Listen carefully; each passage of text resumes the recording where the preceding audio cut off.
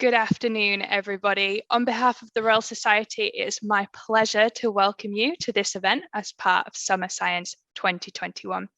If you want to get involved in the talk today, please go to slido.com and use code PIR721, which you should see on the screen during the event as well. We'd love to hear your questions that will be put into Nira after his talk. You can also upvote your favorite questions on Slido. And if you want to tweet or post about the event, please use hashtag Summer Science, and we are at Royal Society. We'll try and answer as many questions as possible, but we do have a limited time, so we'll do our best to get through them all. We also have live captioning for this event today, so if you'd like to use these, please click the subtitles and closed captions button in the bottom bar on YouTube. But without further ado, I'd love to introduce our fantastic speaker today and pass over to Dr. Nira Chamberlain. Thank you very much indeed. And my talk today is the Monte Carlo Simulation and the Pirates of the Caribbean. Now for this, if you have, let's say, a pen or pencil and a paper and a calculator, that will be useful. Okay, so here's a challenge. What I would like you to do is I want you to choose a whole number from the set 1, 2, 3, 4, 5, 6, 7, 8, 9 up to 10, yes? Now, what is the probability that this number that you've selected will be less than or equal to 7? Easy. That would be 0.7. Now choose another number, another whole number, 1, 2, 3, 4, 5, 6, up to 7, up 9 to 10, and multiply your previous answer with the number selected. Question is, what is the probability that will be less than or equal to 49? Now, if you actually go through all the permutation combinations, you may be able to easily work that one out. Not a problem. However, what happens if we choose another number between up to 1 to 10, a whole number, and times that by your previous answer? What is the probability the number will be less than or equal to 343? Now that is getting much more harder because we got much more permutation combinations, about 1,000. Now let's repeat that 7 times. Selecting those whole numbers, and let's say we select 10 numbers for that set 1 to 10, and multiply them all together. What is the probability that the number will be less than 282,475,249? Very difficult. Very, very difficult because there's far too many permutations and combinations. Guess what? The dilemma is that there are some calculations which are too complicated for even mathematicians to solve. In these cases, mathematicians turn to a simple but powerful technique called the Monte Carlo Simulation. So, what is the Monte Carlo Simulation? Well, the Monte Carlo Simulation is this, that we tend to define a domain of possible inputs. So in the previous example, the domain was the whole numbers between 1 and 10. Then we generate an input randomly from the probability distribution of that domain. So we choose randomly which number that we want to select, and then we perform a deterministic computation. So all we're doing is just multiplying those numbers together, and then we want to see the results, and then we add up all those results. That's the Monte Carlo Simulation. So in the case that we're doing, what was the probability that the first number was less than 7? That was easy. That's 7 over 10, and then less than 49. That is easy when we look at all the permutation combinations. That is 79%, and then we go further and further. But the further we go on, the more sets that we select, it gets much more harder to count all the different permutations combinations. This is where we actually use Monte Carlo Simulation. Now, as you can see from this graph, we get a good agreement between the simulation results and the analytical results, yeah? But as we go further, it gets even harder for us to generate analytical results. So this is where we use Monte Carlo Simulation. It is a tool used by mathematicians when these calculations becomes far too complicated. So what about the origins? Now, the origins of the Monte Carlo Simulation actually occurred in World War II, which was part of the Manhattan Project, where scientists were working on nuclear weapons. And what they wanted to do was they wanted to calculate the average distance a neutron would travel in substance before colliding with atomic nucleus. Now, we're not going to recreate that because that is far too dangerous. And some people say, well, guess what? That's not too ethical either. So what we're going to do, we're going to get the help from a pirate from the Caribbean.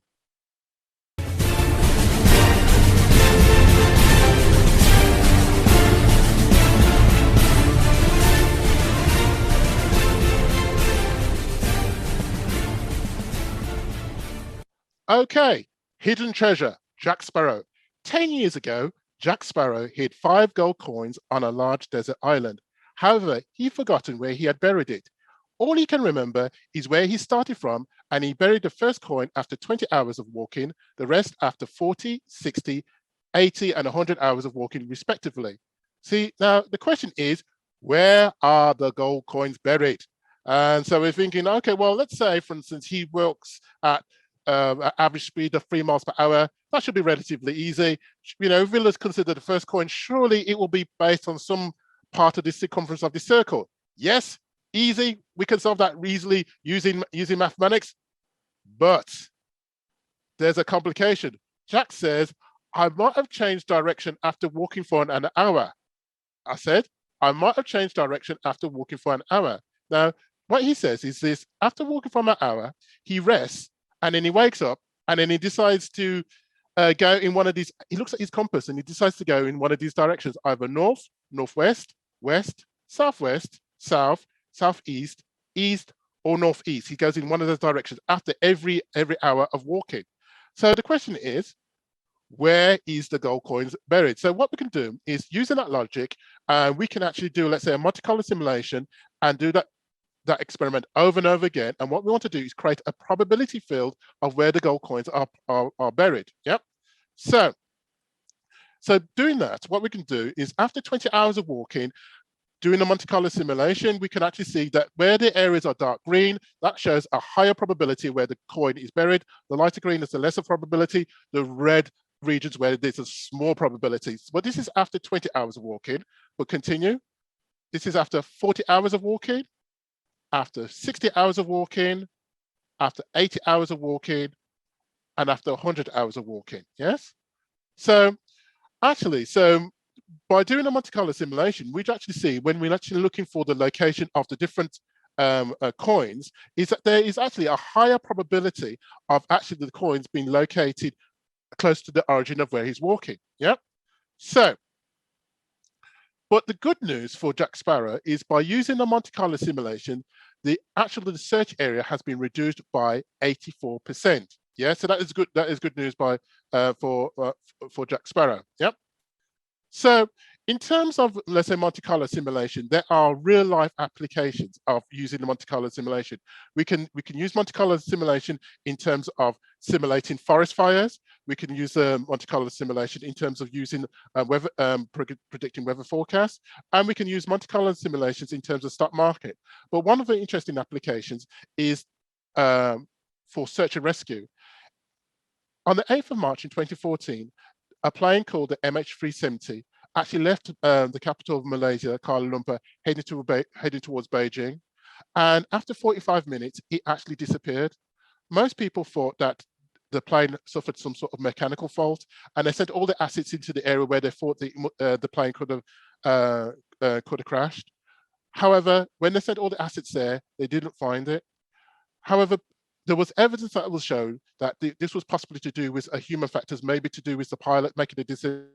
What have we been, mathematicians and scientists around the world are doing now, are working on the logic decisions that were made of a pilot if he wishes to hide a plane, and we're using the Monte Carlo simulation to generate a probability field to see where that plane probably has been crashed. Yeah, and this is an ongoing problem that we are working on right now. So that is the Monte Carlo simulation. So in conclusion, Monte Carlo simulation is a simple but powerful technique. This is one of the techniques used by mathematicians when the calculations become too complicated to solve. And thank you for listening. Thank you so much, Nira, for that fascinating talk and for giving us all an insight into Monte Carlo simulations and how they could help Captain Jack Sparrow. So we've got a few questions from the audience, but I'm just going to remind everybody, if they want to submit any questions, you can go to slido.com and use the code PIR721. So, Nira, we have a question from Kate, which is, what's the most effective scenario where Monte Carlo works? Now, I'm not sure if there might be one most efficient scenario, but whether you could give us some more examples. Okay, well, what I can do is I can go for example. So, for instance, let's say if we go through, let's say, strategy, we want to look at different strategies and saying, what is the best strategy, what is the most robust strategy to tackle. So things like a good example that we're looking at here, for instance, relevant for today, is what's the best way to tackle the spread of, let's say, this, of COVID-19. You know, let's say, for instance, we want to actually distribute, let's say, the vaccine in the certain places, and we want to say where should we locate it, how many facilities should it be given to, how many buses, how many lorries, helicopters. Looking at strategies, you know, and where there's so much uncertainty, that is a good way of most effective way of using, let's say, Monte Carlo simulation. And again, one of the things I did show in my slides, I did show some examples such as looking at artificial intelligence takeover. It sounds very complicated and so much uncertainty, but actually using Monte Carlo simulation to looking at all those different decision points is a way of actually evaluating strategies and seeing whether we can actually receive the desired outcome. Perfect. Thank you so much. Now, we also have a question from Janet that's just come in, but I'm going to pick this out first because I wonder if some other people are wondering it too. Why is it called Monte Carlo? Okay, the reason why it was called Monte Carlo simulation was, okay, so you had all of these, let's say, scientists working on, let's say, nuclear weapons, you know, inventing up the nuclear weapons and doing the calculation during World War II. And because they was working on nuclear weapons, they couldn't, like say, write a paper on this technique and put it out in the public domain, because they didn't want the enemy to find out what they were doing. So they couldn't go to a conference saying, oh, by the way, we're working on a nuclear weapon, and this is the technique that we're going to do. But they wanted to describe it in a way as saying, by using some sort of almost like a code. And so what they did, they actually linked one of the scientists, I believe it was Stanley Ulam. He would do a lot of gambling at Monte Carlo, because they got a lot of casinos at Monte Carlo, which is a city based in the south of France. And that's why I was using that's why you call it the Monte Carlo simulation, because it uses random and linking it to gambling, where you're doing like a random choices to come up with a strategy to win an objective. That's why it was called the Monte Carlo simulation. That is fascinating and a completely unexpected answer to me. There you go. I love that. So we've had a question from Daniel, which is, what is the biggest Monte Carlo simulation ever done? Ooh, the biggest Monte Carlo simulation ever done. Now, I know that one place, there was a place in Japan that they were doing, they wanted to do like a weather forecast, climate change, and I was doing this. They did so many histories on this Monte Carlo simulation to say what was the effect of climate change. But one interesting one, just bringing it down to if I remember Liverpool University doing a simulation on who's going to win the Premiership and what team was going to finish at a certain position within the team, and that was a big simulation. So yes, you can make it as big as you like. Fantastic. So this actually links to a question from Helena, which says, how big are the computers needed to process this?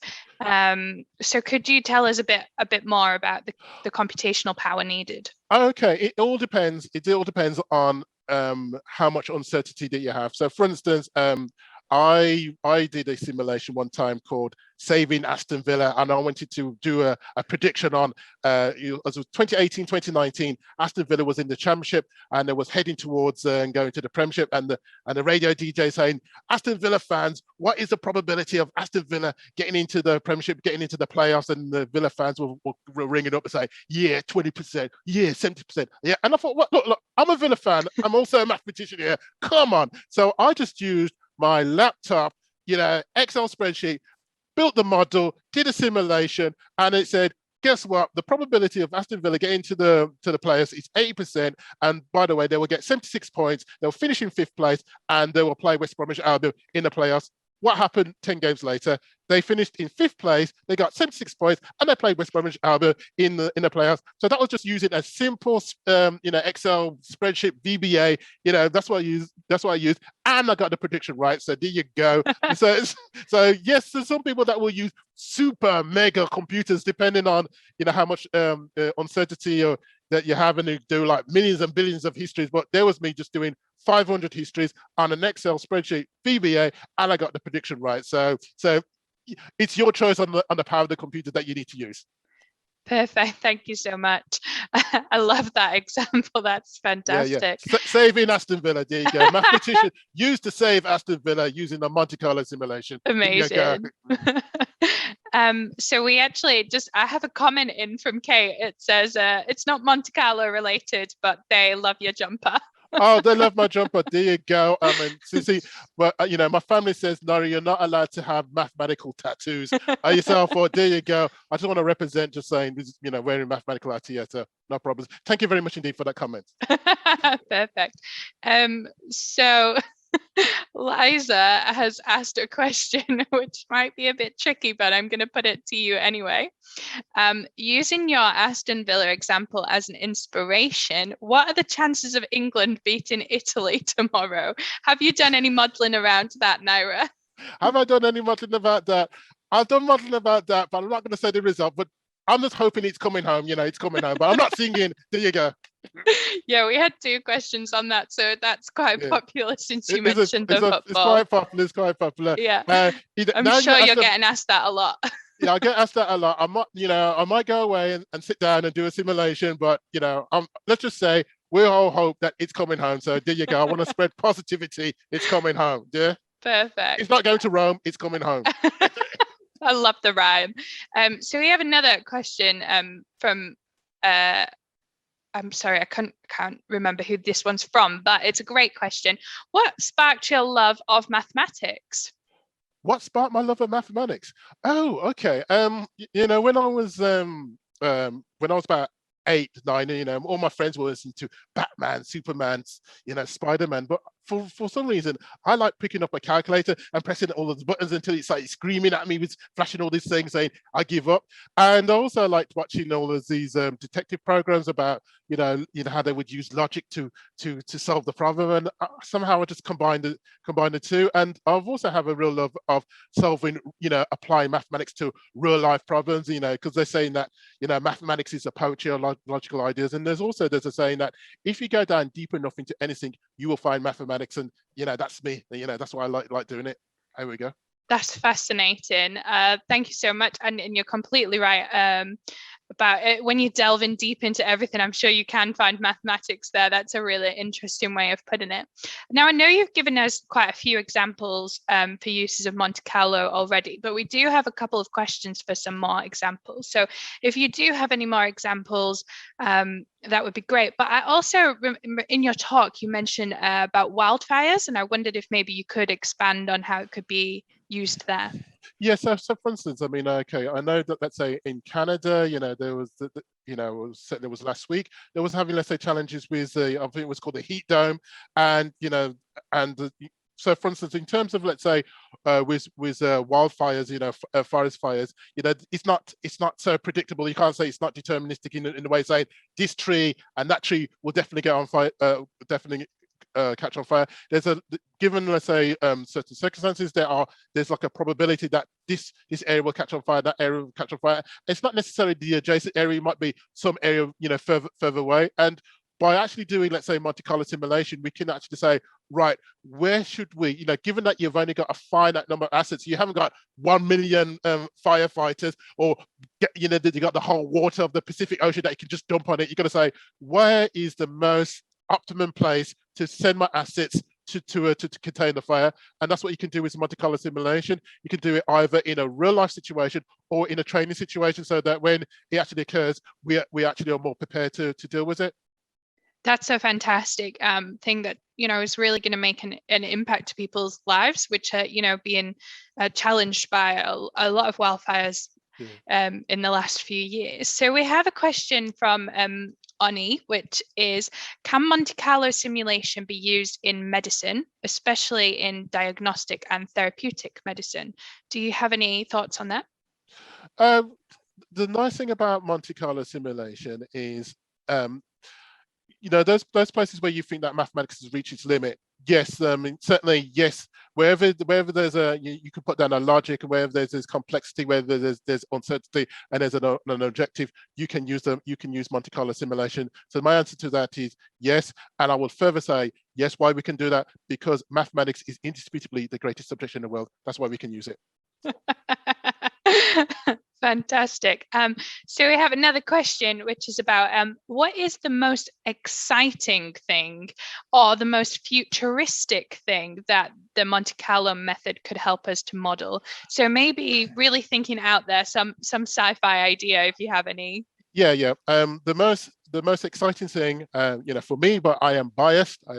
Apart from saving Aston Villa or getting Aston Villa to win the Premiership, but I'm biased. Yeah. The most exciting thing is to come up with strategies to stop an artificial intelligence takeover or to stop an AI apocalypse. That's probably the most exciting thing, where you're actually investigating tactics and strategies to stop an AI takeover. That's where a powerful use of Monte Carlo simulation. Fantastic. We actually had a question earlier that was around AI, which I'd just like to pick up on because you mentioned it. Can AI be used to help get these Monte Carlo simulations done, faster, or any sort of machine learning? Are they being used in these processes? Yes, I mean there's ways of actually, for instance, combining, let's say, simulation, Monte Carlo simulation and AI, or use machine learning to as a preprocessor, or let's say a post processor for simulation, so you can actually guide and change your simulation logic. So that,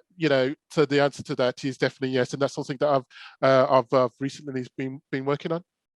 Fantastic. And I have a question around the Pirates of the Caribbean in this talk. When you're watching a film, are you just thinking of maths ideas all of the time?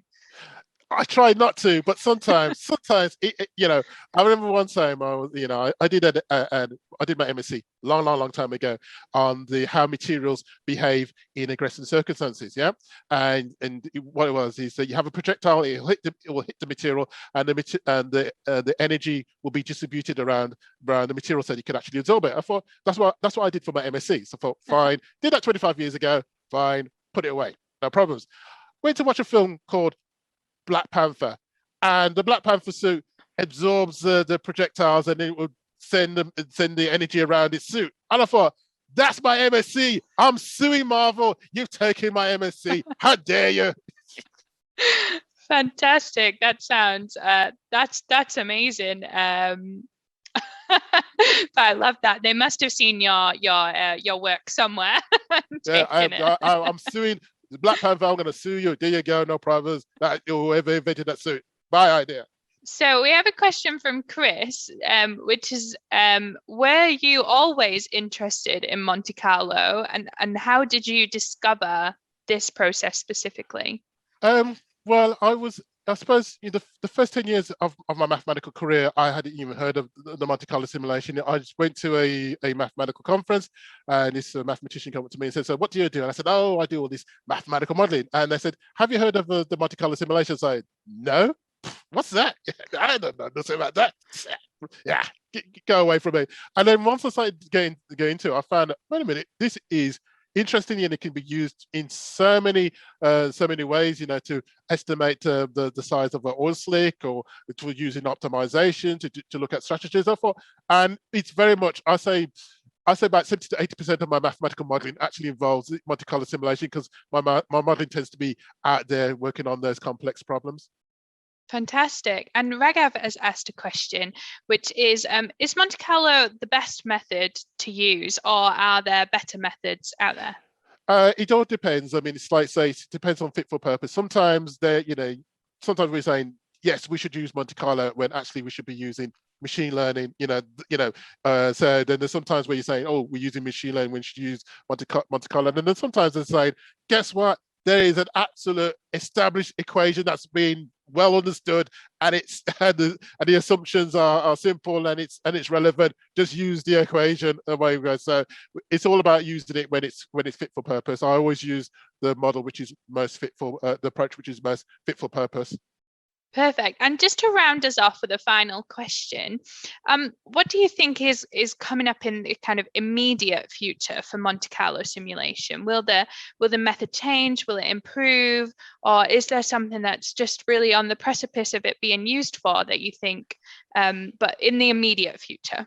I think in the, let's say in the immediate future, the question is how can we, because one of the things that you do with Monte Carlo simulation, you've got to do you got to do loads of samples to get the probability. What scientists have all been thinking about is there a way that we can use less samples to get more accurate solution? That's, that is the ultimate aim, and that's always will be the ultimate aim. Can we get more accurate solutions quicker? And that's the aim. Perfect. Well, that's a fantastic point to finish us off on. Thank you so much for joining us, Nira. This is absolutely fascinating. And I know for myself, and I'm sure for everybody out there, if we're ever watching Pirates of the Caribbean again in the future, we'll be thinking about the Monte Carlo simulation.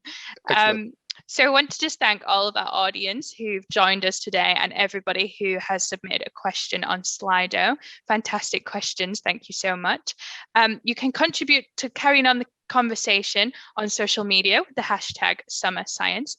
We also encourage you to check out the rest of the Summer Science program, including the interactive Summer Science Hub, where you can explore all of the Summer Science content from research groups, which includes interactive demonstrations, games, and experiences, and that all can be found at royalsociety.org/summer. It'll be running all summer, so please do check it out. We also have some more events coming up, so do check those out. And in case you missed it, we had a quiz, which is on demand on the Royal Society's YouTube channel. Now, stay online here on this live stream on the Royal Society YouTube channel. In a few minutes, we will have a lightning lecture coming up on would you trust a robot surgeon? So do stay tuned to check that out. And finally, thanks once again to Dr. Nira Chamberlain for joining us for such a fantastic discussion.